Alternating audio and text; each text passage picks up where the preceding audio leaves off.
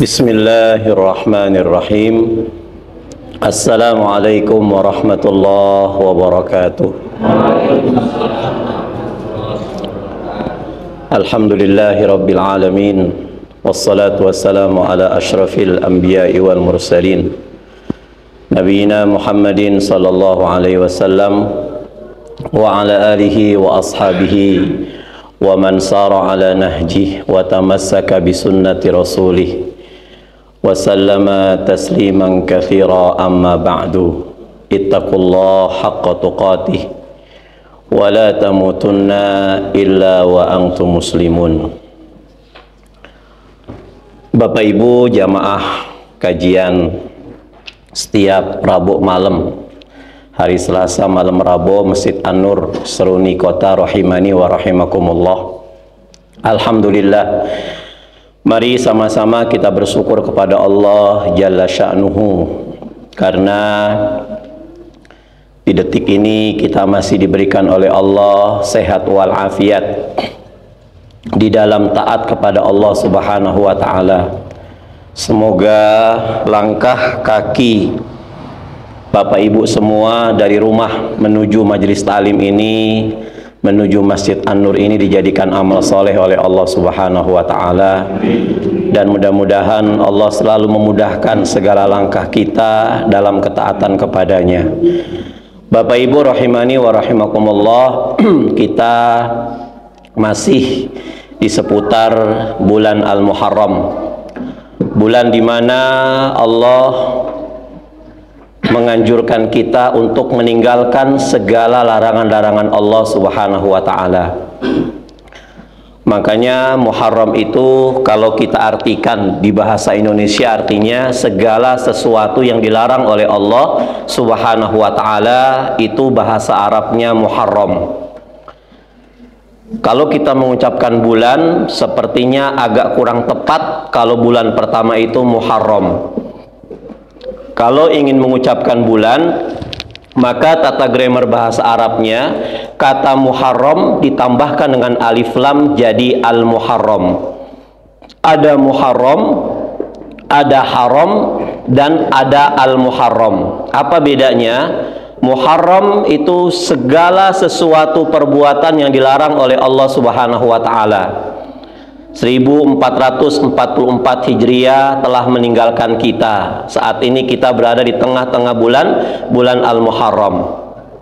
Artinya apa? Allah kepengen di bulan pertama ini semua kenangan-kenangan kita terpahit, kenangan-kenangan kita yang menjerumuskan kita untuk tidak taat kepada Allah, kita hilangkan. Kapan? Di bulan pertama ini, yaitu Al-Muharram.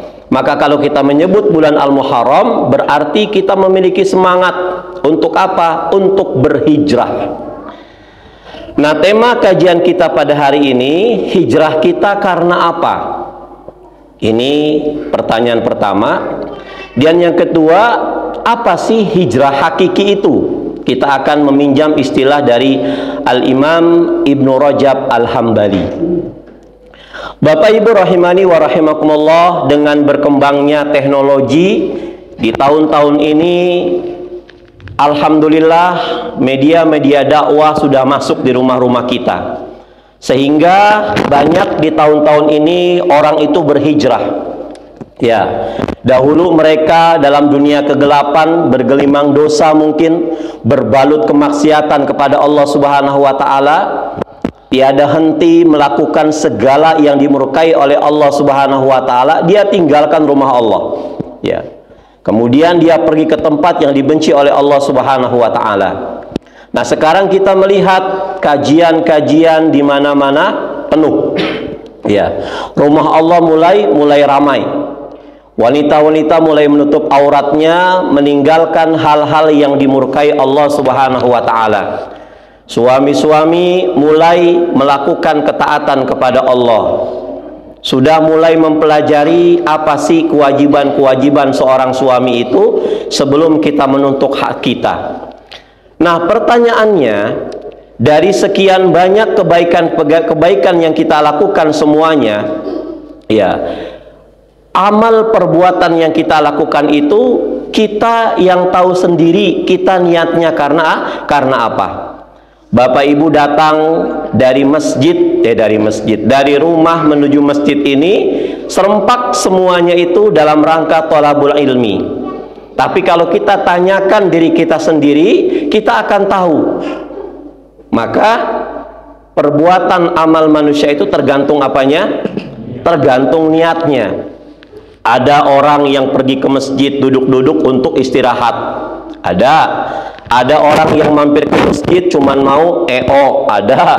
Ya, ada orang mampir ke masjid cuman mau pipis, ada yang mau sebentar istirahat, ada niatnya sebentar, ada niatnya i'tikaf.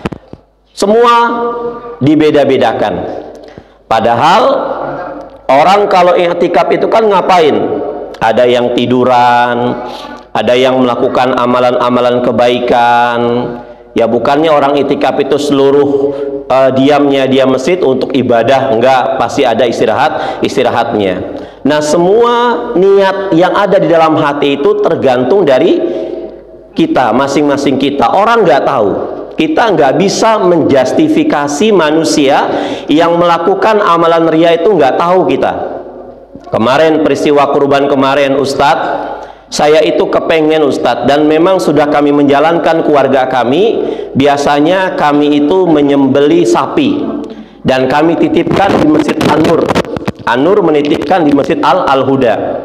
Ustadz bisa cek dari generasi pertama keluarga kami sampai generasi sekarang, kami kalau menitipkan hewan kurban, kami nggak akan ngasih nama Ustadz di leher sapinya. Loh, kenapa ibu bapak? Kenapa ibu? Kenapa bapak? Saya ingin agar tidak ada perasaan ria dari keluarga kami. Itu pun boleh, tapi perlu kita ketahui, justru kalau kita melakukan hal-hal yang memang tidak terbiasa dilakukan oleh orang-orang, kadang-kadang ria itu lebih banyak munculnya, Bu. Contoh, ketika Masjid An-Nur mengumpulkan semua hewan kurban dari orang yang menyembelih kurban, panitia menyebutkan satu persatu, ya, satu persatu menyebutkan.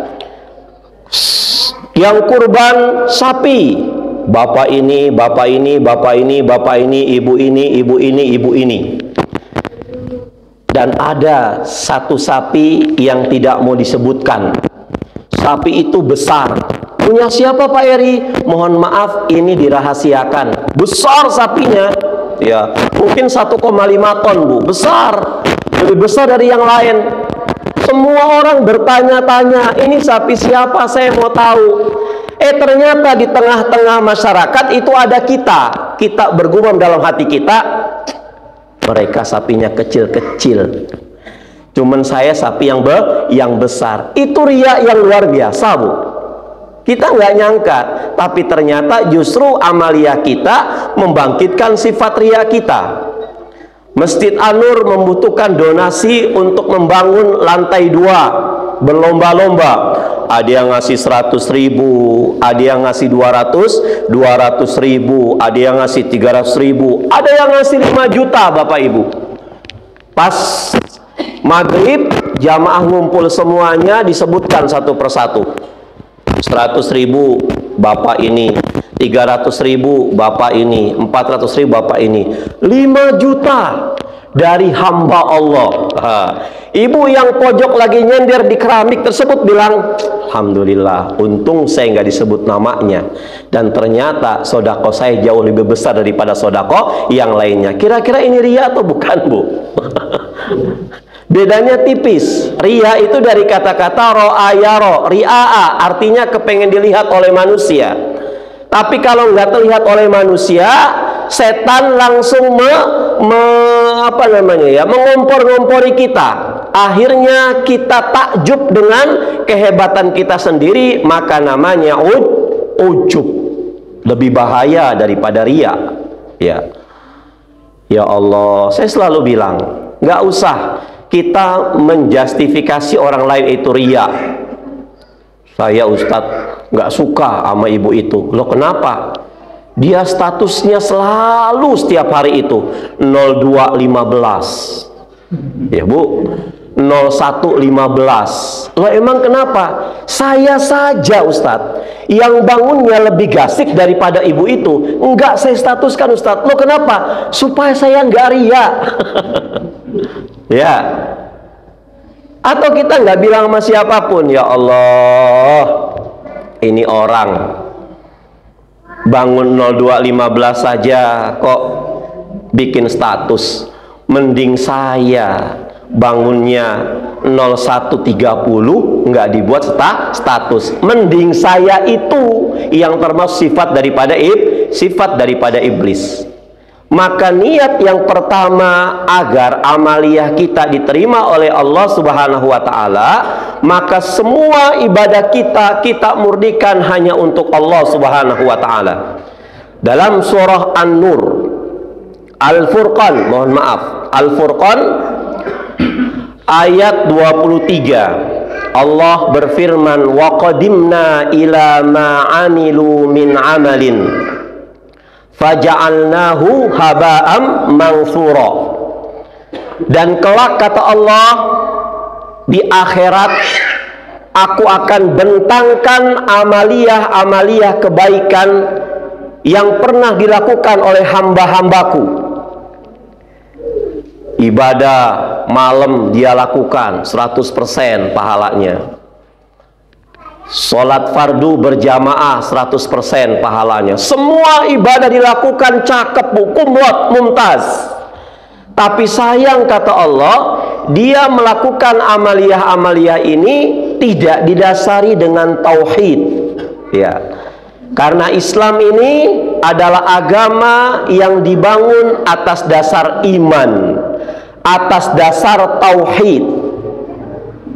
Dan setan itu nggak akan nerima siapapun yang melakukan amal kebaikan. Silahkan melakukan amal kebaikan, tapi pasti aku akan sisipi dia berbuat amal tidak untuk Allah, murni. Karena lantaran malu lah nggak ikut pengajian sama Pak Eri, nggak enak. Ngumpul di sini ikut acara ini nggak enak. Pokoknya semata-mata Allahnya setengah-setengah lah. Maka Allah bentangkan semua amal kebaikan manusia, tapi sayang mereka melakukan amalan tanpa iman. Tanpa iman, tauhidnya meleleh, tauhidnya lemah. Faja'alnahu haba'am mansura. Maka aku akan jadikan semua amalan kebaikan yang dia lakukan seperti debu yang bertebaran, tidak ada nilai. Maka iman itu penting jamaah. Agama ngajarin kita, setiap apapun amal kebaikan yang kita lakukan, maka tutup bukan dengan alhamdulillah, tapi tutup dengan astaghfirullahaladzim. Makanya dalam sholat itu ketika kita mengucapkan assalamualaikum warahmatullah, assalamualaikum warahmatullah, salam itu nggak usah dijawab. Karena salam itu bukan mengucapkan keselamatan untuk orang lain, tapi salam itu adalah muqaddimah. Kita akan melakukan amaliyah yang kita kerjakan di dalam sholat, kita akan bawa di luar sholat. Muqaddimahnya apa? Assalamualaikum. Nah, terus setelah assalamualaikum kita baca, apa yang kita lakukan? Astaghfirullahaladzim, ya Allah, barusan saya terbesit bangun subuh di perumahan Seruni ini, di Masjid An-Nur. Saya masuk, ternyata di antara jamaah yang sholat itu nggak ada yang umurnya muda semuda saya kecuali saya. Ya, terbesit kita. Betul, hancur amalia subuh kita. Kita bangun jam 4:15 mau ke An-Nur, kita lihat kiri kanan kok masih tutup jamaah. Ada Pak Haji ini, ada Ustadz ini, ada ahli sodako ini. Lah semuanya pada ngorok semuanya. Cuman saya yang baru pertama mengetokkan pintu, membuka pintu Masjid An-Nur. Memang saya luar biasa, Bu, setan. Maka ini pentingnya tauhid. Kita berdoa kepada Allah, ya Allah, ihdinas siratal mustaqim, tunjukilah kami jalan yang lurus. Minimal kita manjatkan doa ini berapa kali? 17 kali 17 rakaat itu minimal. terus istiqomah. Jangan sampai kita termasuk orang-orang yang di awal-awal kehidupan kita mentauhidkan Allah, tetapi di akhir-akhirnya justru kita mati dalam keadaan murtad. Mendingan menjadi mantan preman jadi orang soleh daripada mantan orang soleh jadi orang murtad, Bu. Pentingnya doa hidayah sama Allah, perbanyak istighfar. Ibu habis nyamperin takmir Masjid An-Nur dikasih 5 juta, astagfirullahaladzim. Bu, ini gimana? Diumumkan apa tidak? Terserah takmir, terserah. Mau diumumkan monggo, nggak diumumkan nggak kenapa-napa. Yang penting tolong doakan saya, biar pada saat saya keluar dari masjid ini Allah menerima amal kebaikan saya. Kita kan sudah kepedean, Bu. Kita bertemu dengan Allah, kita menyangka usia kita sudah 70 tahun ini, kita sudah ibadah kepada Allah dari A sampai Z, syahadatnya, sholatnya, puasanya, zakatnya, umroh hajinya, sudah kepedean. Tapi ternyata ketika kita berhadapan dengan Allah Subhanahu wa Ta'ala, justru Allah campakkan. Loh, kenapa dicampakkan ya Allah? Aku kepengen engkau ibadah, nggak kenapa-napa sedikit, yang penting istiqomah, daripada sodakoh 30 juta 30 tahun pelitnya 17 setan, Bapak Ibu. Masya Allah. Maka tauhid itu bukan hanya kita sekedar tahu siapa sih yang menciptakan alam semesta ini, Allah. Enggak sekedar itu. Tauhid pun bukan hanya sekedar kita hafal Asmaul Husna dan sifat-sifat Allah, Ar-Rahman, Ar-Rahim, Al-Malik, Al-Qudus. Enggak. Ada orang ngedidik anaknya menghafal Quran untuk apa? Mudah-mudahan ya nak, kamu bisa kuliah di Malaysia, kuliah di Madinah. Akhirnya dia menghafal Quran supaya bisa kuliah di Madinah. Ya. Ternyata Allah nggak rela dengan itu. Akhirnya nggak jadi manfaat hafalannya. Perbanyak istighfar. Ittaqillaha haitsu ma kunta wa atbi'is sayyi'atal hasanata tamhuha, kata Allah. Bertakwalah kamu kepada Allah, takutlah kamu kepada Allah di mana saja kamu berada. Dan kalau suatu saat kamu tanpa disengaja, apalagi disengaja, melakukan satu amalan-amalan maksiat, ikuti amalan kemaksiatan kamu dengan amalan kebaikan. Apa amalan kebaikannya? Astagfirullahaladzim, astagfirullahaladzim. Maka kalau dalam aktivitas kita selalu memurnikan tauhid kepada Allah Subhanahu wa Ta'ala, maka janji Allah, apa kata Allah? Aku akan menjadikan umat Islam ini berkuasa kembali di Indonesia. Kenapa kita saat ini merasa diinjak-injak Islam? Banyak orang yang dulu ngeper dengan orang-orang Islam, sekarang beraninya luar biasa. Karena kita Islam yang memang gak takut sama Allah.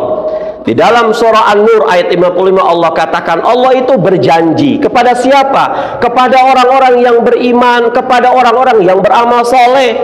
Kalau seandainya dia ya'budunani wa la yusyrikuna bi syai'an, dia menyembah Allah, kemudian dia memurnikan ketauhidan kepada Allah, dan dia tidak menyekutukan Allah dengan sesuatu apapun, maka Allah akan memberikan 3 keistimewaan buat kita, umat Islam di Indonesia ini. Yang pertama apa?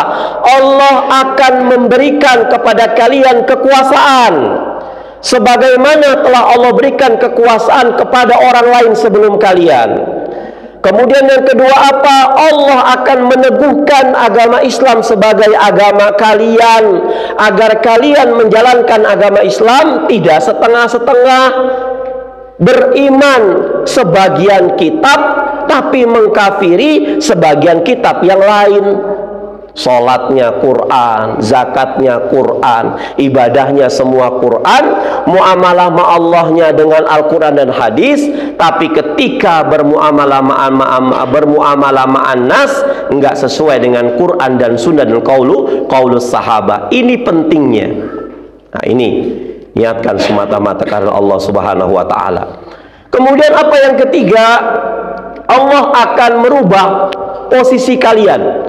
Yang tadinya kalian di Indonesia ini merasa terjepit, enggak aman, enggak sentosa, ketakutan segala macam, pada saat Anda ya'budunani wa la yusyrikuna bi syai'an, Allah akan merubah kondisi kalian. Yang tadinya kalian mim ba'di khaufihim, yang tadinya kalian dalam kondisi takut, kondisi diinjak-injak, kondisi tidak berdaya, ya, di atas kaum yang minoritas, maka pada saat engkau menyembah Allah dan tidak menyekutukan Allah dengan sesuatu apapun, Allah akan rubah posisi Anda yang tadinya takut menjadi aman dan sentosa. Dalam hadis dikatakan, Allah akan membuat kaum Islam, kaum muslimin itu hina. Sampai apa? Hatta tarji'u ila dinikum, sampai kalian kembali kepada agama kalian. Maka tauhid atau iman itu sangat penting dalam segala profesi. Seorang guru yang mentauhidkan Allah, dia tidak akan pernah mudah mengatakan, tahu nggak kamu, itu yang jadi presiden, itu yang ngajarin saya. Tahu nggak kamu, dia bisa pintar itu gara-gara saya. Seorang guru yang bertauhid, dia tidak akan pernah mengatakan seperti itu. Seorang dokter yang bertauhid, dia tidak akan serampangan mudah memvonis mati pasiennya. Seorang aparat keamanan yang dia mentauhidkan Allah, bertauhid kepada Allah, imannya benar, tidak akan pernah bertindak menyalahi wewenangnya. Seorang pedagang yang bertauhid, dia tidak akan mudah mendatangi kahin, mendatangi dukun, mendatangi orang pinter hanya sebatas minta panglaris, Bu. Apalagi seorang nelayan yang bertauhid, dia tidak akan mudah untuk menenggelamkan, menghanyutkan kepala kerbau dalam rangka sedekah laut. Seorang petani yang bertauhid, pada saat dia nanam supaya tanamannya bagus, dia langsung naruh sesajen. Enggak, ini tauhid yang luar biasa. Maka kembalikan semuanya kepada Allah Subhanahu wa ta'ala. Setan yang mengganggu ustadz, setannya level ustadz. Setan yang mengganggu ibu, setannya selevel ibu, selevel bapak, semuanya.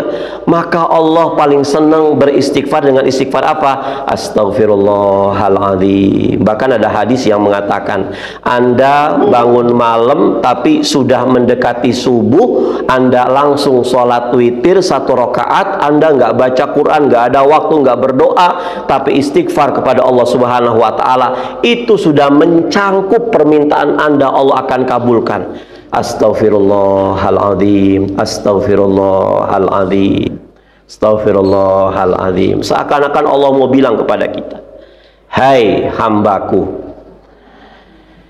betapa besarnya dosamu, tapi insya Allah, kata Allah, ampunanku jauh lebih besar daripada dosamu. Ini, jadi semua amalan, amaliyah kita bersandar kepada tauhid dan kepada iman kita. Kemudian yang kedua, ya, pertanyaan yang kedua, apakah hijrah kita sudah hijrah hakiki? Saya minjam kaulnya, perkataannya Al-Imam Ibnu Rajab Al-Hambali. Beliau bilang, nih, catat, kita pikirkan omongan beliau. Apa kata beliau? Selama ini hijrah yang menjadi tren kita ini, yaitu ketika kelihatan penampakan kulitnya saja, tapi nggak ngelihat jiwa hijrah sebenarnya. Kita beranggapan kalau orang sudah hijrah, oh berarti dia jenggotnya panjang. Waktu belum hijrah nggak punya jenggot, tapi sudah hijrah jenggotnya panjang. Kemana-mana beli penyubur jenggot. Ada yang bilang, tahu nggak? Itu teman kita sudah hijrah. Loh, gimana? Itu celananya sudah mulai kebanjiran, ya, sudah mulai cingkrang. Itu tahu nggak? teteh sana itu ya Allah sudah hijrah. Kenapa? Dulu pakaiannya kalau nggak blue jean, blue kentil anak ya. Sekarang Masya Allah hijab syar'i, omongannya kemana-mana Masya Allah tabarakallah, Masya Allah tabarakallah. Itu hijrah, Bu. Ya, padahal itu baru penampakan kulit saja. Al-Imam Ibnu Rajab mengatakan hijrah itu bukan sekedar kita mampu untuk melaksanakan perintah-perintah Allah, tapi hakikat hijrah adalah bagaimana kita berusaha sekuat tenaga kita untuk mampu meninggalkan larangan-larangan Allah Subhanahu wa ta'ala. Kalau orang sudah melakukan perintah Allah, pastinya dia ada sesuatu larangan yang dia nggak bisa tinggalkan. Tapi kalau orang sudah meninggalkan semua larangan-larangan Allah, sudah pasti dia melaksanakan perintah-perintah Allah Subhanahu wa ta'ala. Loh, kenapa Al-Imam Ibnu Rajab mengatakan seperti itu? Karena meninggalkan larangan-larangan Allah itu jauh lebih sulit, Bapak Ibu, daripada melaksanakan perintah Allah. Contohnya apa, Ustadz? Contoh kontemporer saja. Allahu Akbar, Allahu Akbar. Ya Allah, sudah waktu Isya, berbondong-bondong sholat Isya berjamaah. Kita lagi sibuk di kantor kita, lagi sibuk di dagangan kita, lagi sibuk di pasar. Ketika zuhur berkumandang, Allahu Akbar, Allahu Akbar, langsung kita tutup toko. Kita bilang ke karyawan, kita sholat gantian ya, bapak dulu, mas-mas sholat di masjid semuanya. Gampang melaksanakan perintah Allah. Tapi di satu sisi ketika kita berangkat ke masjid, mobil yang kita tumpangi dari hasil riba, Bapak Ibu. Ya. Motor yang kita tumpangi ke masjid justru dari hasil belinya lewat leasing. Perintah Allah kita kerjakan, tapi larangan di satu sisi kita nggak bisa untuk meninggalkan. Umroh berkali-kali, haji tiap tahun, di Mekah mengatakan labbaik Allahumma labbaik, labbaik la syarika lak labbaik, innal hamda wa ni'mata. Top. Umroh dikerjakan, haji dikerjakan, soalnya luar biasa. Tapi di satu sisi uang yang digunakan untuk umroh hasil dari dana riba. Kata Allah dan Rasulnya bilang, la labaikaka, tidak ada kata-kata labaik buat anda semuanya.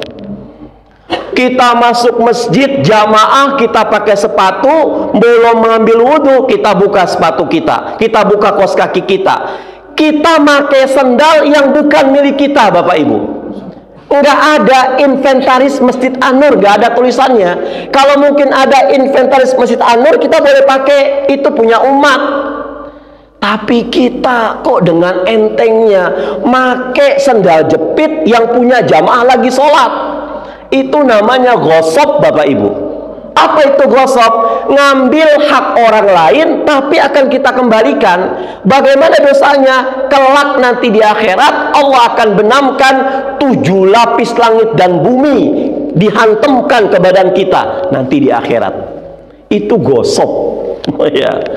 Kita mampir ke satu dusun, ibu nggak punya mukena, ternyata di musola dusun itu suka ada mukena yang digulung-gulung sama sajadah, ya Bu. Kita pakai tuh, kan kita nggak tahu ini orangnya ikhlas dipakai atau apa, kita nggak tahu. Makanya saya punya guru di Jakarta itu paling dia Masya Allah, paling betul-betul ihtiyat. Ihtiyat itu apa? Kehati-hatian. Kalau dia wudhu, kemudian istinja, kemudian mandi, sama lamanya Bapak Ibu. Luar biasa. Istinjanya gimana, Masya Allah. Dia betul-betul hati-hati. Pakai air hati-hati luar biasa. Sampai dia masuk ke masjid, dia nggak pakai peci. Ada peci ngegantung di paku masjid. Tapi ini bukan punya inventaris masjid, punya orang atau apa. Sama sekali ngelarang kita muridnya untuk make. Tapi buat sholat Ustadz tetap nggak boleh, itu bukan milik kita. Kecuali kalau ada masjid sudah disediakan lemari-lemari, ya Bu, ada mukena, ada sarung, ada peci, silakan. Tapi kadang-kadang kan masjid-masjid nggak ada lemari segala macam, digantungkan segala macam. Kita nggak tahu.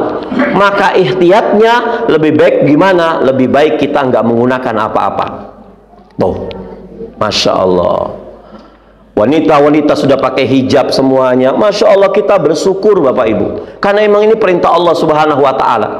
Tapi di satu sisi sudah ngaji luar biasa, suaminya bilang, "Bu, malam ini jangan ngaji dulu ya." "Kenapa Mas?"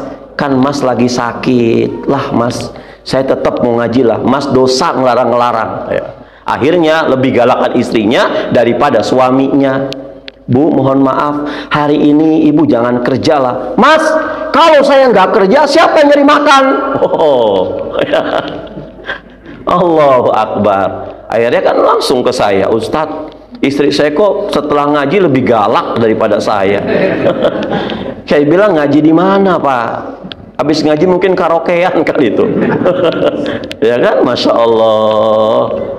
Lebih galak segala macam. Kan satu sisi makanya betul, kalau kita sudah meninggalkan larangan-larangan Allah Subhanahu Wa Ta'ala, itu sudah dipastikan kita akan melaksanakan perintah-perintah Allah Subhanahu Wa Ta'ala. Tapi kalau seandainya kita sudah melaksanakan perintah Allah dan masih menempel melakukan larangan-larangan Allah Subhanahu Wa Ta'ala, pastinya sholatnya nggak akan pernah sempurna. Karena sholat itu penuh dengan kenikmatan. Bagaimana mungkin kita mau ibadahnya nikmat kalau kita sering bermaksiat? Ra'aitu dzunuba wal ma'asi. Syekh Asyikiti bilang, ra'aitu dzunuba wal ma'asi manati anit ta'ah. Aku tuh kalau ngelihat kemaksiatan, kalau ngelihat dosa, tidak ada yang paling istimewa dari keduanya kecuali apa? Semua menghambat diriku untuk melakukan ketaatan kepada Allah Subhanahu wa Ta'ala.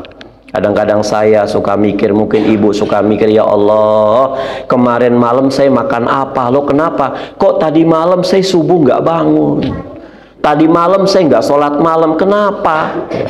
Apa habis nonton Caknan apa gimana? Nggak tahu." Ya, saya nggak menyalahkan Caknan bagus lah Ibu ya. Cuman kitanya kadang-kadang seperti itu. Memang kemaksiatan nggak pernah bisa berjalan bareng dengan ketaatan. Nggak mungkin. Ya, orang yang senang baca Quran itu nggak mungkin dia bisa senang dengan lagu-lagu. Kalau toh sudah senang dengan lagu-lagu, ada batasan-batasannya. Ya, batasan-batasannya. Pada saat kita kepengen anak kita ngaji, kepengen anak kita soleh, maka kita harus betul-betul memerangi musuh agar anak kita itu nggak malas ngaji. Apa musuhnya? Televisi. Apa musuhnya? Gadget. Boleh main itu semua, nonton TV boleh, main gadget boleh, tapi bimbing dengan bimbingan iman. Banyak istighfar kepada Allah Subhanahu wa Ta'ala. Kita kadang-kadang habis dari An-Nur, ya Allah, habis Isya nih. Ini malam Jumat. Saya belum baca surat Al-Kahfi, ya. Kita pulang habis Isya, langsung kita pulang ke rumah. Kita dari masjid itu kepengen baca Al-Quran, Bu. Nongkrong langsung di ruang tamu. Di ruang tamu kita sudah disediakan di meja itu ada remote TV, ada Al-Quran, ada handphone. Kira-kira yang dipilih yang mana, Bu? Handphone. Kok usah tahu? Ya Sugeng, saya juga ngelakoni. Itu Bu, ya. Nggak usah nyariin orang lain. Nah, kita istighfar, astagfirullahaladzim. Istighfar kepada Allah Subhanahu wa Ta'ala. Kadang-kadang di satu sisi kita iman kepada Allah, satu sisi kita beriman kepada Allah, tapi di satu sisi kadang-kadang kita malas untuk menerima telepon dari orang tua kita. Makanya, jadi dua pelajaran yang kita betul-betul kaji pada malam ini. Kita luruskan niat kita semata-mata karena Allah Subhanahu wa Ta'ala. Kalau kita belum bisa, perbanyak istighfar. Ya Allah, kenapa pada saat saya sholat saya nggak ingat kunci motor itu masih ngegantung di motor, tapi pada saat saya sholat baru Allahu Akbar, ya Allah, kunci motor masih ngegantung. Kan istighfar juga kita amal. Kenapa? Kok Allah justru ngingatin saya pada saat-saat saya lagi sholat? Ya, Ustadz Luqmanul Hakim pernah bilang, jangan Anda pernah berpikir orang yang hartanya banyak pada saat dia nggak mau menginfakkan, justru jangan-jangan hartanya itu harta haram, hartanya itu harta subhat. Loh kenapa? Karena kalau harta dari Allah itu hartanya halal, maka Allah akan menerima infaknya dengan cara yang halal, Bu. ya, gitu. Allah nggak pernah nerima. Mungkin bukan karena dia pelit, bukan karena kita nggak mau ngasih sedekah ke kita, mungkin karena Allah belum mengizinkan kita untuk memberikan sedekah. Karena apa? Mungkin harta yang kita miliki masih remeng-remeng. Allah lebih paham daripada kita. Kenapa kok sholat nggak pernah khusyuk? Kenapa baca Quran nggak pernah ngena? Kenapa kita wudhu nggak pernah damai, nggak pernah tumanina? Kenapa? Tanyakan pada diri kita sendiri. Maka suatu saat Imam Syafi'i rahimahullah, saya selalu terngiang-ngiang, saya selalu menceritakan kepada jamaah tentang bagaimana Imam Syafi'i ketika didatangi oleh salah satu orang jamaahnya yang sudah menikah puluhan tahun, sudah banyak anak, sudah banyak cucu. Tapi dia bilang kepada Imam Syafi'i, syakautu ila waqi wa imam, aku sudah nikahin istriku sudah hampir 35 tahun, sudah tua, sudah punya anak, sudah punya cucu, tapi kenapa kok wajah istri saya berubah jelek, wahai imam? Wajah istri saya berubah seperti Mbah Gandrong, ya kan? Seperti Mbah Jamrong. Ini kenapa? Padahal setiap bulan saya bawa ke salon, imam. MS Glow itu nggak pernah habis loh saya belikan, belum habis sudah saya belikan. Tapi kenapa kok istri saya kok nggak secantik dulu waktu saya melamar istri saya? Maka Imam Syafi'i rahimahullah nggak mengatakan kamu kalau istri kamu mau cantik kamu harus biayai dia, enggak. Kamu harus rawat dia, enggak. Tapi simple beliau mengatakan jaga pandangan kamu itu, Bu. Ini MS Glow-nya iman ini, bukan MS Glow. Kan suka ada ya, kalau kamu istrinya mau cantik harus dibiayai, jangan pelit lah, itu mah nomor kesekian lah. Tapi yang penting apa? Jaga kita punya pandangan. Kalau seandainya saya melihat orang lain itu cantik, saya ngelihat isi saya jelek, ya. Tapi kalau seandainya kita jaga pandangan, kata Imam Syafi'i, ya sudah, kamu jaga pandangan, sudah sampai sebulan atau 40 hari kamu balik ke saya. Ngapain Imam Syafi'i? Balik, saya minta laporannya. Sudah berubah belum istri kamu? Cuman itu saja Imam Syafi'i. Iya, nggak usah MS Glow, nggak usah. Nggak usah perawatan, biasa saja. Jaga pandangan, istighfar, tutup mata kamu. Tapi betul-betul ditutup, Pak. Astagfirullahaladzim. Jangan direnggangkan jarinya. Astagfirullahaladzim. Kalau kita tanpa, ya Al-Ghazali bilang, ya kalau kita melihat sesuatu yang cantik itu maklum, sekali itu nikmat dari Allah Subhanahu wa Ta'ala. Tapi kalau 2 kali sudah azab. Wah, Allahu Akbar, cantik banget ini cewek, nikmat. Istighfar. Makanya sekali aja mandangnya, tapi jangan lama-lama, ya kan? Astagfirullahaladzim, ya Allah, makhluk Allah. Maka doanya kata para sahabat apa? Allahumma inni as'aluka mar'atan sholihatan. Ya Allah, aku kepengen. Itu kalau melihat wanita yang berhijab, atau mungkin lebih cantik daripada istri kita. Allahumma inni as'aluka mar'atan sholihatan. Tapi kalau seandainya kita melihat wanita cantik tapi terbuka auratnya, Allahumma inni a'udzubika min fitnatin nisa wa adzabil akhirah. Ya Allah, aku berlindung kepadamu ya Allah dari fitnahnya wanita dan azab akhirat. Penting. Ternyata setelah sebulan lamanya si laki-laki ini ngadu kepada Imam Syafi'i, dijaga betul-betul pandangannya, akhirnya dia betul Allah berikan kenikmatan ketika melihat yang halal-halal, Allah berikan kenikmatan ketika melihat yang baik-baik. Maka betul ini makna hijrah, tinggalkan semua yang haram. Dari mulai apa? Dari ujung rambut kita sampai ujung kaki. Ya. Qul lil mu'minin yaghuddu min absarihim. Katakan kepada orang laki-laki yang beriman, hendaklah dia menjaga pandangannya. Kalau seandainya saya bisa melihat yang baik-baik, kenapa saya harus melihat yang jelek-jelek? Kalau seandainya saya nggak betah dengan yang baik-baik, berarti saya sering melihat yang jelek-jelek, Bu. Orang yang selalu minum khamar, minum sesuatu yang haram-haram, dikasih kurma azwa, dikasih jintan hitam habatus sauda, muntah, Bu, muntah. Makanya ada orang yang sering kesurupan, ya takhabbatus syaitan, itu suka Ustadz Faizar itu suka dibikin 2 ramuan. Ramuan pertama kurma azwa, ditumbuk sama beliau, kemudian langsung ditaburi habatus sauda, kemudian sama madu, Bu. Ya, langsung minum, itu langsung muntah tuh. Ya, langsung muntah. Kenapa? Karena mungkin ya takhabbatus syaitan. Setan itu nggak mau yang gitu-gituan tuh nggak mau. Setan itu. Maka Syekh Syekiti mengatakan, kalau Anda kepengen diluaskan dari yang sempit, diringankan dari yang berat, ya, dimudahkan dari yang sulit, maka obatnya satu apa? Faqultu astaghfiru rabbakum innahu kana ghaffara. Istighfar kepada Allah Subhanahu wa ta'ala. Hijrah pertama. Kemudian setelah kita jaga pandangan kita, wala yaktab ba'dukum ba'dha, jangan saling mencela, jangan saling menghina, jangan saling kita mencaci maki. Jangan mencaci maki. Kita khawatir kita ketemu dengan Allah, justru ada orang lain yang ngadu tentang kita.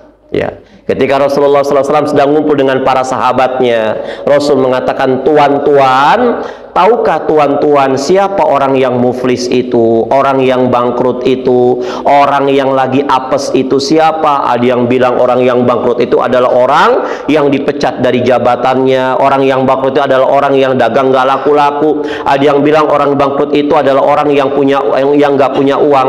Kata Rasulullah, bukan. Al-muflisu min ummati, orang yang bangkrut dari umatku, bukan dari orang Nasrani, bukan dari orang-orang Yahudi. Siapa mereka? Ya'ti yaumal qiyamah bisolatin wa zakatin wa siyamin. Mereka datang di hari kiamat dengan membawa segudang pahala salat, membawa segudang pahala zakat, membawa segudang pahala amaliyah kepada Allah Subhanahu wa ta'ala. Tapi di satu sisi dia juga membawa dosa, pernah mencaci maki saudaranya, pernah menzina, pernah menuduh zina saudaranya, pernah memakan harta saudaranya dengan cara yang zalim.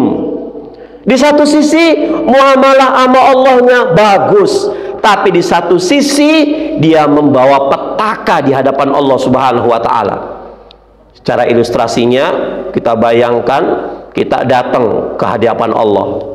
Tuhan, ya Allah, ini pahala sholat saya ya Allah. Mana? Direkan sama Allah. Top. Masya Allah. Tapi belum beres dia laporkan, datang orang ribuan. Ya Allah, saya paham itu satu komplek dengan saya, itu saudara saya, satu kajian dengan saya ya Allah. Memang sih saya sadari dia itu sholatnya rajin, jamaahnya nggak pernah ketinggalan, kajiannya selalu aktif ya Allah. Tapi saya masih ingat dia pernah mencaci maki saya ya Allah. Dia pernah membuli saya ya Allah. Dia pernah menfitnah saya ya Allah. Di dunia saya nggak bisa nuntut balas ya Allah. Kenapa? Dia tokoh di masyarakat, dia pejabat ya Allah. Saya nggak berani. Kalau saya kick balik, saya akan digebuk sama dia. Maka di sini saya tuntut balik ya Allah. Oh. Pada saat itu pahala kita dipretelin Bapak Ibu. Ya. Dosa kita ditambah. Satu sisi ya Allah, ini zakat saya. Kata Allah, betul ini zakat kamu. Betul. Orang datang, ya Allah, memang dia ahli sedekah, memang dia ahli zakat ya Allah. Tapi dia pernah makan harta saya tanpa jalur yang dibenarkan oleh Allah dan Rasulnya. Saya nggak berani ketika di dunia. Kenapa? Dia kakak yang paling besar ya Allah. Hati-hati Bapak Ibu, masalah warisan tuh ya. Biasanya kakak paling besar nggak mau kalah sama adiknya, dituntut nanti sama adiknya itu.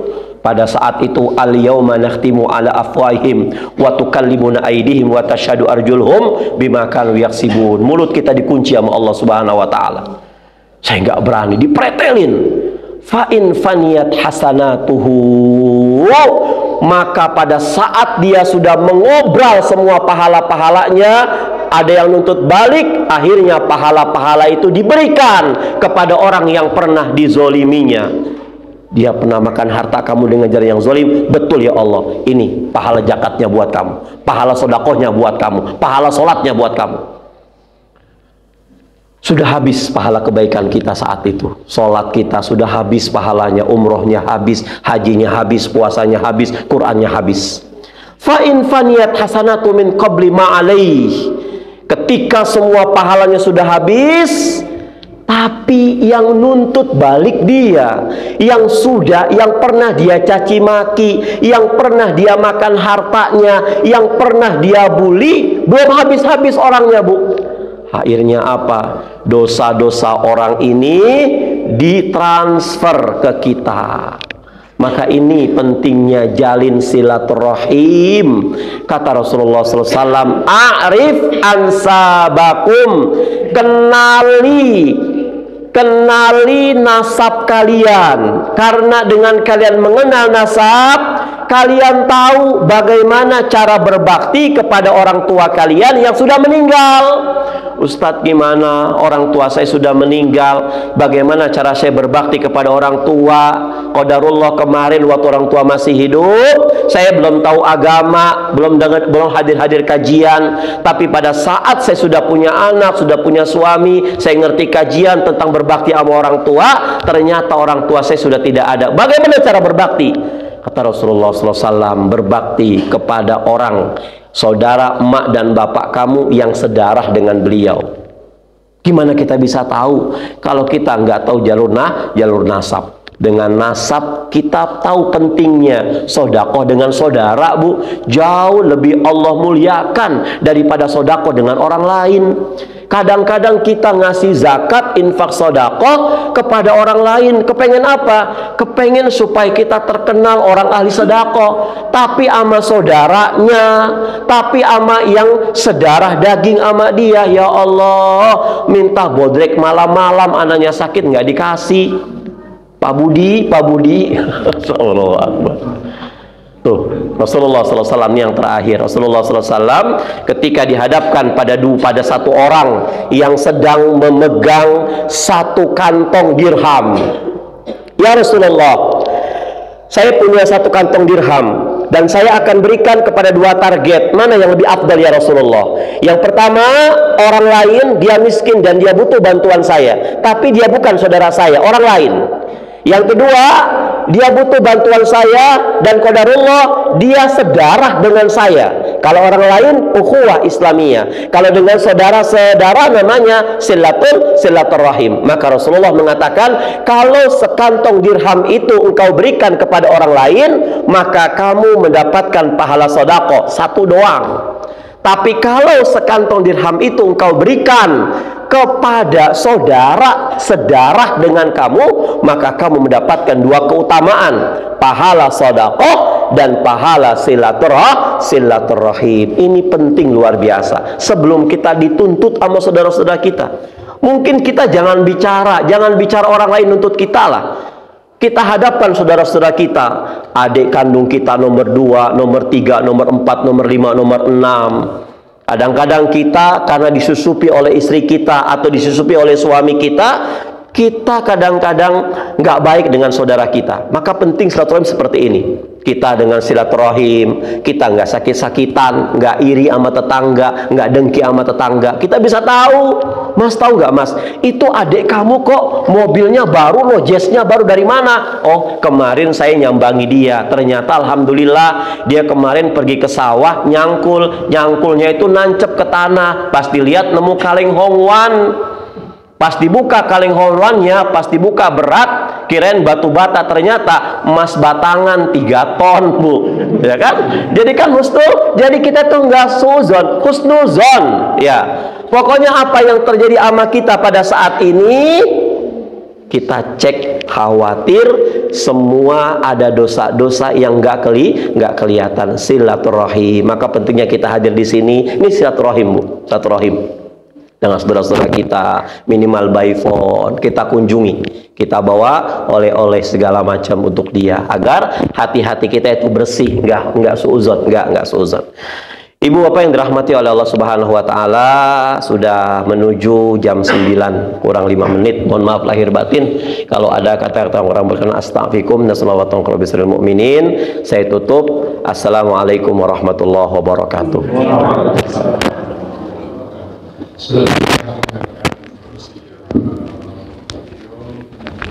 terima kasih Ustaz untuk bisa memimpin doa untuk kesembuhan Ustaz-Ustaz kita yang telah gerah sakit, yaitu Ustaz dari Suharto yang berubah sebuah fungsi gerah sempat di PKU. Kemudian juga Ustaz yang Hambali yang baru saja selesai operasi, alhamdulillah kemarin operasinya sudah berhasil. Kita doakan untuk dibimbing Ustaz untuk kesembuhan beliau untuk Ustaz.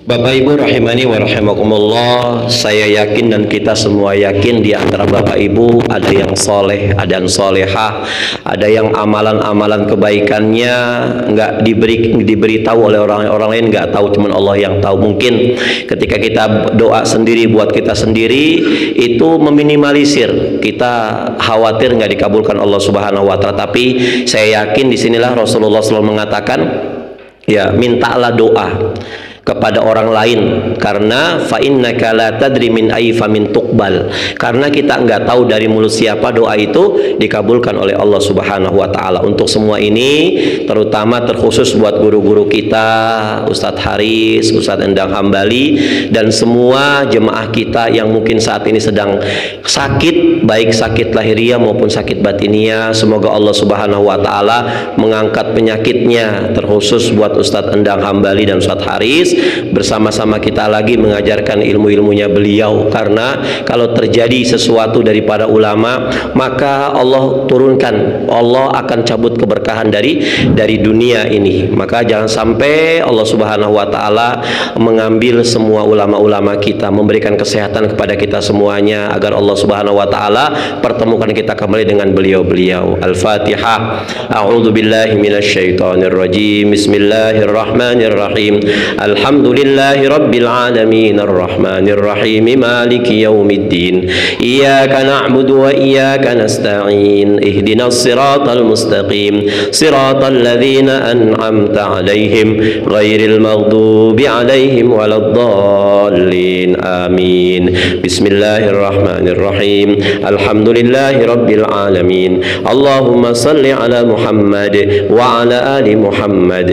Allahumma ij'al tajam'ana هذا تجمعا مرحوما وتفرقنا هذا تفرقا معصوما اللهم اغفر لنا ولوالدينا وارحمهما كما ربونا صغارا ربنا ظلمنا أنفسنا وإن لم تغفر لنا وترحمنا لنكونن من الخاسرين اللهم رب الناس أذهب البأس اشفي Ustaz Endang Hambali, Ustaz Haris, Anta syafi la shifa illa shifauka shifaan la yughadiru saqama wala alama Rabbana atina min ladunka rahmah wa hayyi lana min amrina rashada Rabbana atina fid dunya hasanah wa fil akhirati hasanah wa qina adzaban nar walhamdulillahi rabbil alamin.